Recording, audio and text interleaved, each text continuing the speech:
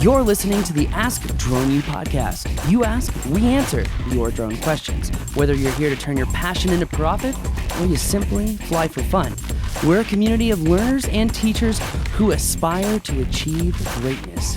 We are Drone U. Hey everyone, and welcome back to another fun episode of Ask Drone U. My name is Paul. My name is Rob. Thank you guys for joining us today. We've got a fun question, I think. I think there are a lot of people that listen maybe to some of the older podcasts or just look at information about starting a business in the drone space, and they wonder, when can I actually get started? What do I need to make sure I have in place from a legal standpoint, particularly from a protective standpoint, before I actually start generating income and working for clients? And so we're going to talk a little bit about that today. Yeah, I'm excited about that. I really am. Really excited about just everything drones. So why don't we just go ahead and let's hop right in it.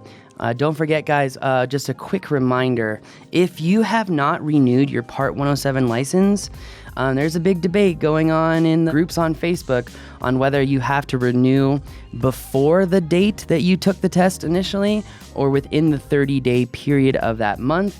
Although no one has found out that so let's say that you signed up on September 1st, that means that by September 1st, you have to take your recurrency exam.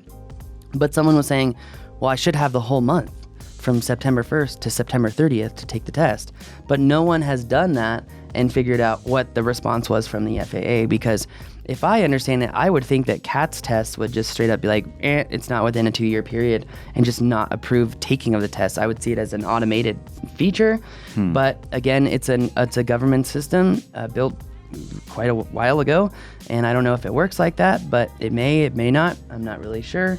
But either way, it doesn't matter, because ultimately you need to get your license anyway. There's a real easy solution to that, and that's just get it done before that month. Of course, some folks are probably beyond that opportunity at this point. True. But either way, let's get into a Part 107 question for you guys. According to 14 CFR Part 48, when would a small unmanned aircraft owner not be permitted to register it?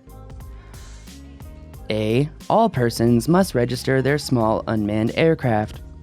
B. If the owner does not have a valid United States driver's license. Or C. The owner is less than 13 years of age. What do you think it is, Rob? You think it... What do you think it is, Rob? C. Yeah, C is correct. The owner is less than 13 years of age. I only know that because I recently took the test. So, yeah. Nice. But anyway, if you are ready to take the exam, just go to droneu.education and make sure you take our online quizzes. Just get 90% on those, and that's when you know you're ready to go take the recurrency exam. And by the way, you can figure out where to take an exam if you go to catstest.com. And if you're in Albuquerque, you can go see our buddies over at Del Sol Aviation. For sure. Hi, my name is Ivan Polanecki. I live in Las Vegas, Nevada. I just have a couple questions. I do work at a high-end country club, a nice golf course in Las Vegas, and I do have my Part 107 license, and they are interested in hiring me to film the golf course for their website. I'm trying to see if I need to get my business license and LLC, all of that paperwork and contract stuff done, or can I just do everything with my Part 107 license? And I'm trying to find out what kind of prices you would typically charge to do a flyover of each hole. And I'd also have somebody to do the editing for me, because I'm not too familiar with that stuff. I like what you guys are doing, and thank you for the help. Very cool, Ivan. Thank you, and congratulations. It's kind of nice when you work for a place that is ready-made business for you and your new business. That's pretty cool. Well, he also has a super sweet way of now building a portfolio to go shoot other golf courses. Totally. Yeah, because you're not going to want to only do the holes. You're going to want to do the clubhouse and just as much as you can get out of that resort. Yeah, I would be filming everything. Another thing that I would be doing is I would be filming everything when no one is there. Now, when... It is always good to help with flyovers of the hole when no one is on the hole, but some people do it where they have the same person tee off from the tee box and they fly the drone essentially to show the entire hole. I think that it would be really important. My mind's on fire right now. Number one, Since you don't have an editor, you need to be extremely selective about what you send your editor.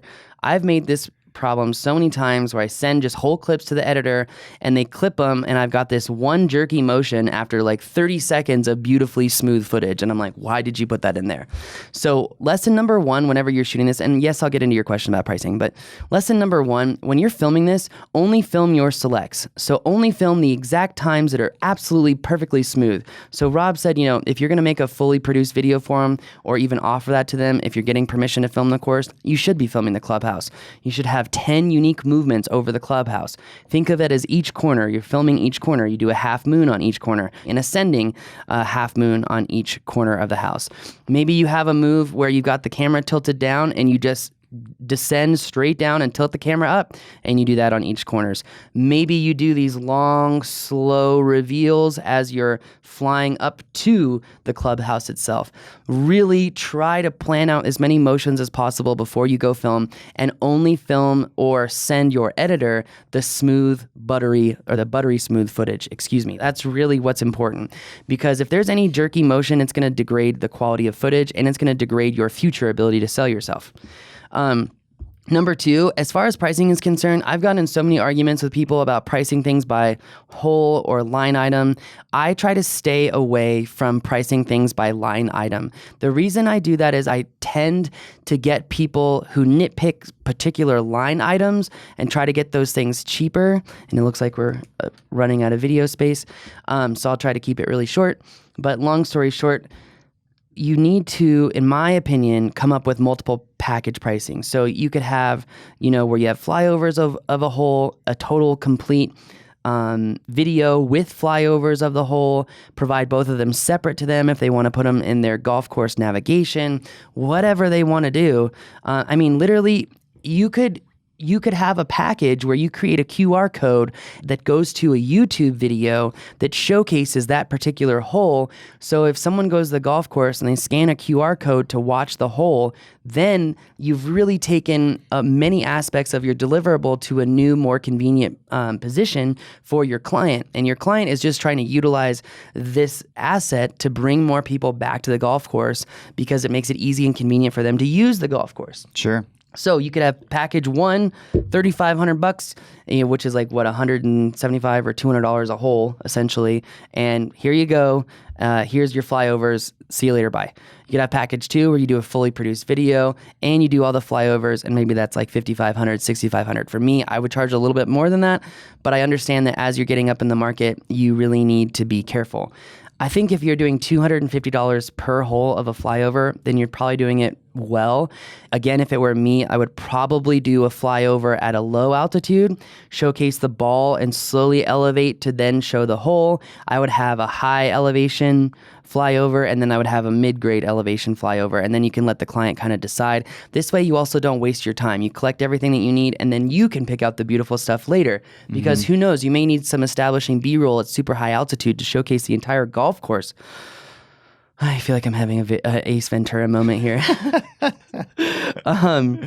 That being said, get creative with your shots. There's so many golf course videos out there that actually suck. No offense to those who have been doing them, but no offense. You are only good as your last video. So every single shot that you select in that video should be absolutely smooth as can be.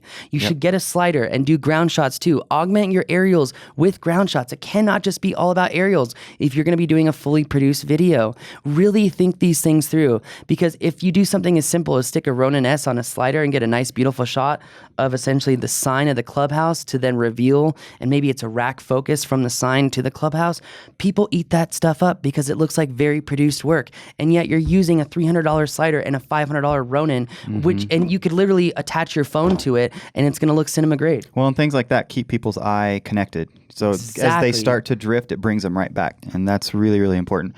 Before we lose all the space here on our card, I also want to mention, as it relates to getting your LLC before you get started, don't worry about that. There's two things that are the most important real quick. Number one is the 107, which you have in place. Number two is insurance. You definitely want to make sure you have insurance and that you're covered, particularly for liability. You can decide if you need it for your drone, otherwise known as hull insurance. But I wouldn't necessarily wait to have everything in place from a business standpoint before I would do the work, but I would certainly be getting that going and be have that in process and get it done as soon as possible. So again, 107 insurance, get the other stuff as soon as you possibly can.